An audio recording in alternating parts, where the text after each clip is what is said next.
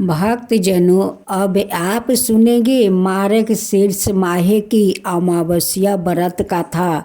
इस कथा को सुनने से आपका घर में जरूर धन संपत्ति आएगा और साथ में आपका परिवार भी खुश रहेगा। तो ज़रूर इस कथा को आप लोग सुने। अगर अच्छा लगे तो मेरे देवमुनि चैनल को सब्सक्राइब कीजिए और मेरे वीडियो को लाइक कीजिए। मार्गशीर्ष अमावस्या तिथि पंचांग के मुताबिक अगहन महीने की अमावस्या 23 नवंबर बुधवार को सुबह 6:50 से शुरू होगी, जो कि अगले दिन यानी 24 नवंबर को सुबह 4 से 26 तक रहेगी। इस तरह मार्गशीर्ष अमावस्या 23 नवंबर रहेगी। पितरों का पर्व इस दिन स्नान दान के साथ पितरों का तर्पण श्राद्ध करना फायदेमंद होता है। किसी भी महीने की अमावस्या को पितरों का तर्पण अशुभ दोष निवारण आदि के लिए बड़ा ही श्रेष्ठ माना जाता है। मार्गशीर्ष अमावस्या तिथि पर देवी लक्ष्मी की भी पूजा विशेष फलदायी होती है। व्रत रखे मार्गशीर्ष अमावस्या के दिन संभव हो तो व्रत रखे और क्षमता अनुसार जरूरतमंदों को अन्न वस्तु आदि का दान करें। संध्या के समय पीपल के नीचे सरसों के तेल का दीपक जलाए। मानता है कि इस दिन भगवान विष्णु की विधिवत पूजा और व्रत करने से सभी मनोकामना पूर्ण होती है। इसके साथ ही इस दिन भगवान सत्यनारायण की कथा सुनने से हर दुख दर्द से मुक्ति मिलने की भी मान्यता है। महताओं, अमावस्या के दिन पवित्र नदियों में स्नान और दान करना बेहद शुभ फलदायी माना गया है। घर पर स्नान के जल में पवित्र नदियों का जल मिश्रित कर भी स्नान कर सकते हैं। यह दिन कल सफर दोष, पितृ दोष निवारण आदि के लिए भी श्रेष्ठ माना गया है। आप सुनते हैं पितृ पक्ष की पौराणिक कथा। पितृ पक्ष की पौराणिक कथा के अनुसार जोग और भोग दो भाई थे। दोनों अलग अलग रहते थे। जोग धनी था और भोग निर्धन। दोनों में परस्पर बड़ा प्रेम था। जोग की पत्नी को धन का अभिमान था, किंतु भोग की पत्नी बड़ी सरल हृदय थी। पितृ पक्ष आने पर जोग की पत्नी ने उसे पितरों को श्राद्ध करने के लिए कहा, तो जोग इसे व्यर्थ का कार्य समझकर टालने की चेष्टा करने लगा। किंतु उसकी पत्नी समझती थी कि यदि ऐसा नहीं करेंगे तो लोग बातें बनाएंगे, फिर उसे अपने महके वालों को दावत पर बुलाने और अपनी शान दिखाने का यह उचित अवसर लगा। अतः वो बोली, आप सादा मेरी परेशानी की वजह से ऐसा कह रहे हैं, किंतु इसमें मुझे कोई परेशानी नहीं होगी। मैं भोग की पत्नी को बुला लूँगी, दोनों मिलकर सारा काम कर लूँगी। फिर उसने जोग को अपने पीहर न्योता देने के लिए भेज दिया। दूसरे दिन उसके बुलाने पर भोग की पत्नी सुबह सवेरे आकर काम में जुट गई। उसने रसोई तैयार की, अनेक पकवान बनाया, फिर सभी काम लिपटा कर अपने घर आ गई। आखिर उसे भी तो पितरों का श्राद्ध दर्पण करना था। इस अवसर पर ना जोगी की पत्नी ने उसे रोका और ना वो रुकी। शीघ्र ही दोपहर हो गई। पितरों भूमि पर उतरे। जोग भोग के पितरों पहले जोग के यहाँ गया तो क्या देखते हैं कि उसके ससुराल वाले वहाँ भोजन पर जुटे हुए हैं। निराश होकर वो भोग के यहाँ गया। वहाँ क्या था? मात्रा पितरों के नाम पर अगियारी दे दी गई थी।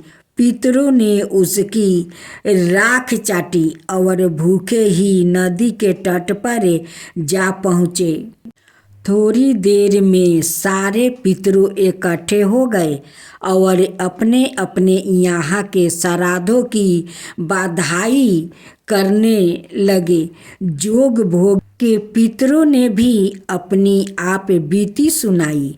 फिर वो सोचने लगे, अगर भोग समर्थ होता तो शायद उन्हें भूखा ना रहना पड़ता, मगर भोग के घर में तो 2 जून की रोटी भी खाने को नहीं थी। यही सब सोचकर उन्हें भोग पर दया आ गई। अचानक वो नाच नाच कर गाने लगे, भोग के घर धन हो जाए, भोग के घर धन हो जाए। सांझ होने को हुए। भोग के बच्चों को कुछ भी खाने को नहीं मिला था।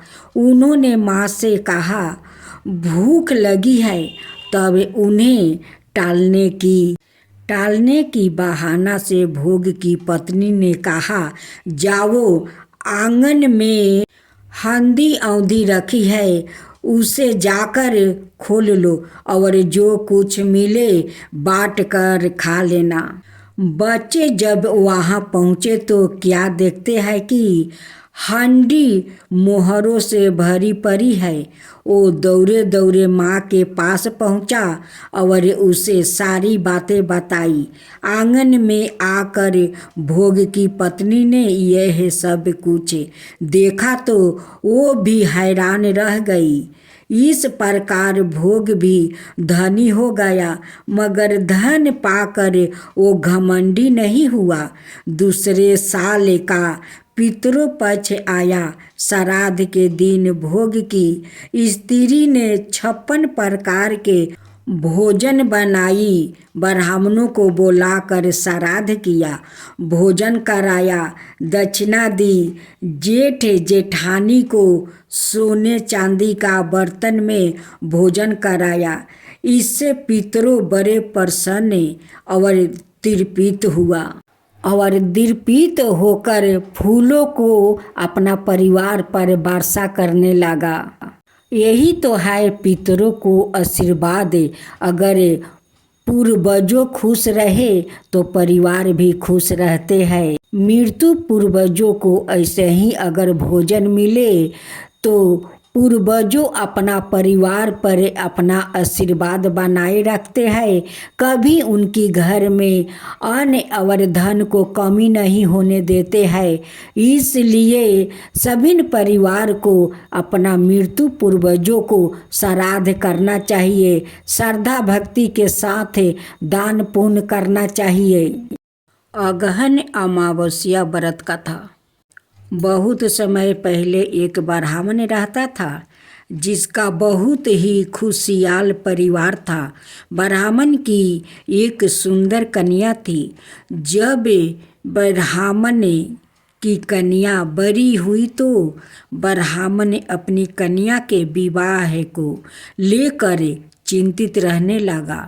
ब्राह्मण की कन्या देखने में बहुत ही रूपवान थी। इसके साथ ही वो सुशील और गिरहे क्रिया में भी संपन्न थी।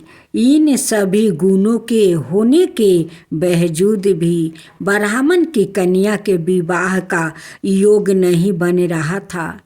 एक बार ब्राह्मण के घर में एक साधु महाराज पधारे। ब्राह्मण की कन्या ने साधु की बहुत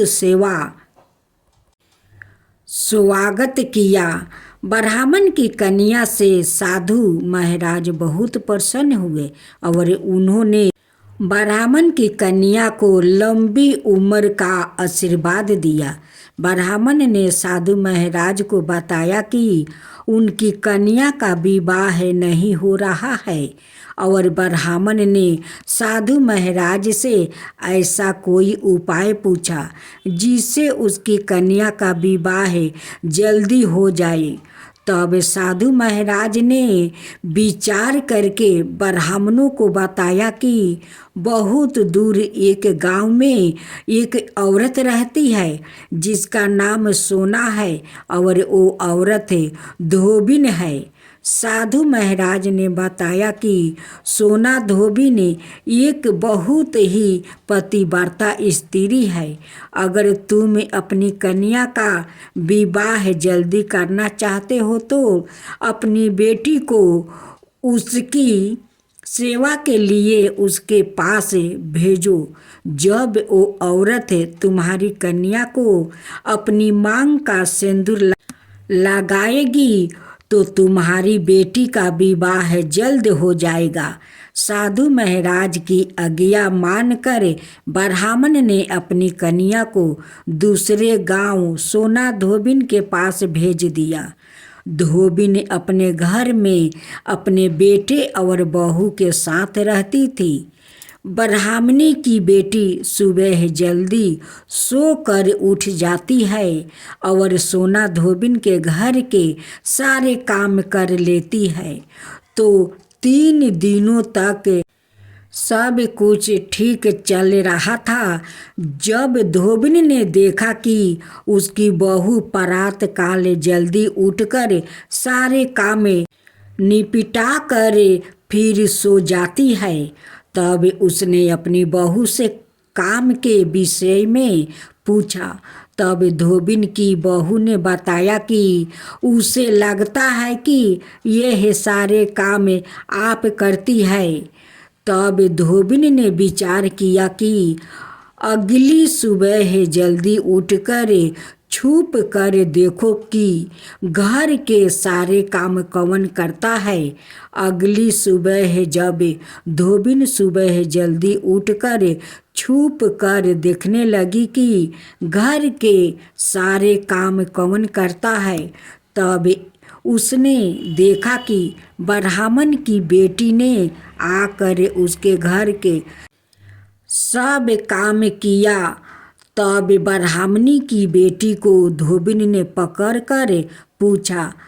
तब ब्राह्मणी की कन्या ने अपनी सारी कहानी सोना धोबिन को सुनाई। ब्राह्मण की कन्या की कहानी सुनकर धोबिन ने अपनी मांग का सिंदूर निकालकर ब्राह्मण की कन्या को लगाया। जैसे ही सोना धोबिन ने अपनी मांग का सिंदूर ब्राह्मण की कन्या को लगाया, वैसे ही धोबिन के पति का देहांत हो गया। इस दिन सोमवती अमावस्या थी। अपने पति की मृत्यु से धोबिन दुखी होकर दौड़ते दौड़ते पीपल के पेड़ के पास गई। उस समय पीपल के पेड़ की परिक्रमा करने के लिए धोबिन के पास कोई समग्रही नहीं थी। तब सोना धोबिन ने ईंट के टुकड़ों से पीपल की 108 बार परीक्षण करने के बाद धोबिन के पति के प्राण वापस आ गया। तभी से इस दिन सभी विवाहित महिलाएं अपने पति की लंबी उम्र के लिए सोमवती अमावस्या के दिन व्रत राख कर पीपल के पेड़ की 108 बार परीक्षण करती है।